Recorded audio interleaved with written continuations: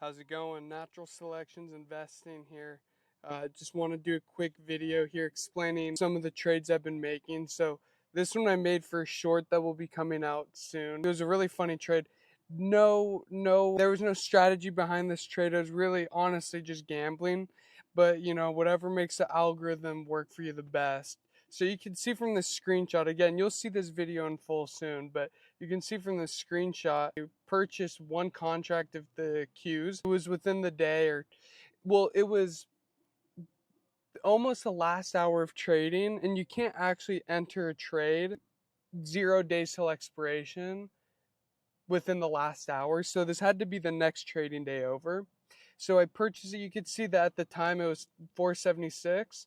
I purchased I believe it was the 477 contract that you can see right here. No, 475. Yeah, because it was a put. I purchased it. It was $1.22, right?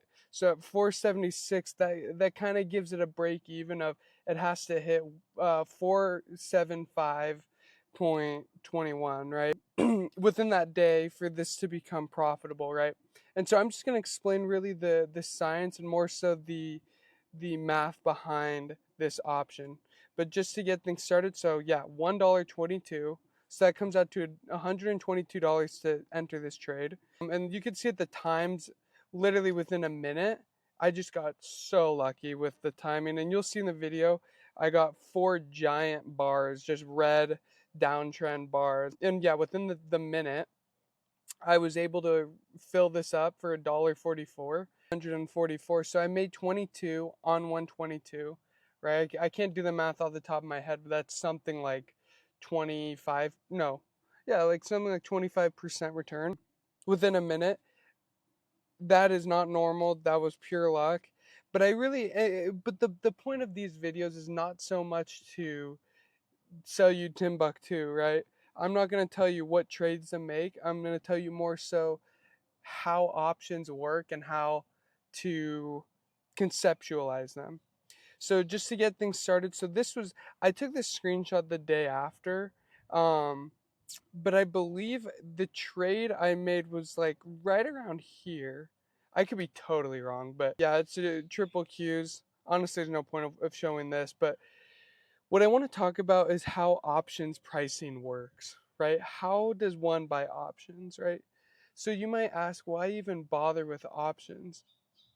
Because it costs you a lot. Number one, there's a transaction fee, so I'm losing 7 cents, which isn't much, but it adds up when stock trading is free. And more so importantly, there's always, always, always a spread. Even the most traded options will have a spread of at least one full dollar, which you can think of that as a transaction fee, right? You're going to lose $1 on the trade in, you're going to lose $1 on the trade out, right? So you got to understand, why would I use options when compared to just stock, I'm losing a lot more money on the actual trade, right? So I'm going to explain it. So like I said, I bought a 475 put when the Qs was at 476. Okay. And options are in this world called derivatives. Derivatives mean it derives its value from something underlying, right? So in this case, it's triple Q stock, right? So instead of holding the actual asset, you lever up with someone within a contract to receive value based off of that underlying, okay? And so you got to understand, we're going to be talking about puts, which means you're betting on the underlying to go down when you're buying puts, which in this case I am, right? So, and this is all basic information. So one more time, 476 is the price. I know I highlighted the 476 too, but it was technically the 475 I bought. The mid price is what you look at when we're just low ball traders. We don't have anything special. We're trading off the mid price if we're lucky, right? We don't work for Citadel. We're not getting good prices. So look at the mid price. Look at the spread here. I mean, that's a $5 spread. So in this case, you're gonna lose like $2 or $3 per trade. So it's gonna cost you $102 to make this trade. In return, what do you get? Well, actually, you get not very much. You get 1 day, or this says 3 days, but this was taken on the 14th on a Friday, so that includes a week, and it's really only one trading day going on here. So for one trading day, you're spending $100 to get zero intrinsic value, meaning this put activates at 475, and we're not even there. We're at 476. So right now there's no value in this trade, right? But we have a full day to receive the roughly equivalent price action going down for the stock for 100 shares, right? So you got to think about this. The reason why it's $102, even though it says 102, is because it's 100 shares. 102 times 100 is $102, right? And in return, you get 100 shares of the Qs, their price movement within the allotted time, right? I'm going to skip over to the next screenshot to highlight something else. These are the main, what we call the Greeks of options, right? And just to talk about what they are. So the two that we're going to talk about right now is number one, the delta, right? What it says here represents the sensitivity of an option's price to change in the value of the underlying security. Okay, so we go back to our 475, sorry. The delta is 0.35. It's negative because it's a put, it goes down. So just remove the negative because we're going to think of it this way. For every dollar that the Qs moves down, the price of this option will move 35. $35 for 102. So if the Qs goes from 476.72 to exactly 475.72, more or less, that 102 that you spent on the option will now be valued at 102 plus 36 technically. Plus 36, so that's $1.38, right? And so that option is now worth, something like 38% more valuable. So you see how, and you got to think about it. $1 for a 476 stock. I mean, what is that? 0.2%. So with a 0.2% price movement in the underlying, your asset moves up 35%. Right? So just off of that, I mean, the leverage there is crazy. I mean, if you think about it directly, that's 0.2 to 35%. That's 5x just to get to 1%, right? So you're at 35 times 5. You're almost at 140x, something like that. So you're getting 140x leverage in terms of difference between the underlying movement and the actual output asset price change um, for this time period. And that's where options pricing comes from, right? That's why this option is worth 102, even though we're not even at 475.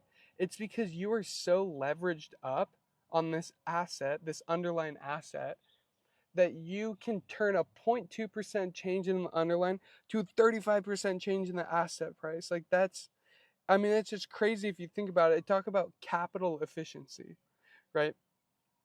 And so that's delta. And you also want to think of it this way, because according to the Black-Scholes model, this number, this delta number, is also the likelihood that at expiration, this option, this contract will expire in the money, which doesn't always mean profitable, but it means in the money. So that means that you can think of this option as, okay, I have one trading day or 3 days.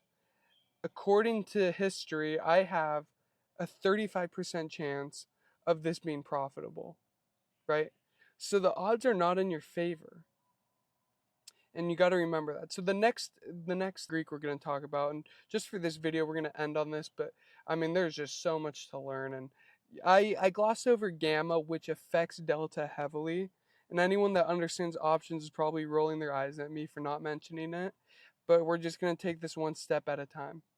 The next most important thing we always got to be thinking about is theta. Represents the rate of time decay of an option. Okay, so let's think of it this way. Now we're using a hypothetical options calendar ladder is technically what it's called. So you have Amazon at 38, right? Expires in 1 month, so you have a lot of time here. Let's just take let's see here. Let's just take this one right here. So you have a 35 call option for $4, right? You know what? No. Let's do this. Let's do a 40 because this more applies to our put. So this is out of the money because now it's a call. It has to be above 38. So it's a $40 strike price, meaning right here, what is the intrinsic value? Technically, the value of this option, if it were to expire right now, is 0, right? It's not even at 38.70. It starts at 40. So you can almost think of it like it needs to move $1.30 just to gain its first penny in intrinsic value, right? So let's assume in this scenario that Amazon does not move for the rest of this month. Amazon's price does not move one bit. Day by day, as there's less time left, there's less time for this intrinsic value to become this extrinsic value to become intrinsic. And that's probably confusing. So the intrinsic value is 0, but the extrinsic value is the full amount. So this option is 65. So the time value or the extrinsic value is 65. So there's less time for this to become a real value. So every single day, as the likelihood dissipates, the value of that asset decays, right? And that's what theta does. So now let's go back to our original option, right? So we have 102 with 0 intrinsic value because we're not at 476.72. What is the theta on this option? As you can see here, it's 26.9, really 27 if you round it up. Same thing as the other ones, it's $27 every single day. This option will lose its value assuming no change in the price of the underlying, at least with you. So if we stayed at 476.72, the expiration, just tick by tick, day by day, that value, that time decay would kill the entire dollar or $102 of extrinsic value, right? And so that is often the most overlooked, I guess, issue or most important thing to look at with your short-term options is, and this is a continuous decay. You can't think of it like, okay, if I sell this at close, then I skip out on the $26, time decay fee. It doesn't work like that. It's continuous throughout the day. That value is decaying over time, right? And so this hurts the options buyer, which is us in this case, and it helps the option seller. And in future videos, we're going to talk about option sellers. But I'm kind of long-winded here. I'm going to end this video pretty quickly. But you can see that the options value slowly increases. Well, I take that back. It's slow at first, and then the second you get in the money, the actual value, the intrinsic value explodes because you have that leverage multiplier, right? So once you hit that strike, the intrinsic value is just slow. You hit that strike, boom, you're making money. And you see that this difference between these two bars, it flattens up here. It's pretty darn close, meaning that the intrinsic value is getting more and more close to the total notional value of the option, and there's less and less extrinsic value, right? And so yeah, that payoff is right there. And you'll notice that this payoff is negative at the beginning, right? When you make this purchase. And that's because there's a premium, right? It's like an insurance contract. And so lastly, the last thing I want to talk about in this video is the payoff, right? So 3 days, here's options calculator. Don't mind my other tabs. I'm learning how to film videos. That's why I have 4 tabs of Loom. But these numbers in green is the percentage return, not the price. So this is that one option I made, that 475 option for $102. You can see that expiration, which is on this bar, right? Even though this is, it's got 5 columns, this is all within 1 day of trading, right? You can see that the change in the price of the actual underline, the stock, as that moves, let's look at a 1% move in 1 day, which is not so far fetched. You can see that if it were to happen right away, 200% return. If it gets closer to the expiration, basically the expiration, it's now 182% return. So you can kind of think of it as, okay, the return is 182% of intrinsic value, and the fact that it decayed from 201 to 182 with the same price movement means that the extrinsic value was that difference, right? So what is that? 19%. And so this is how options are traded. And so now, just to wrap things up, let's go back to the beginning. So you can see that I bought it for $1.22 and I sold it within a minute for $1.44, right? It's kind of funny that I actually don't even have the price on here.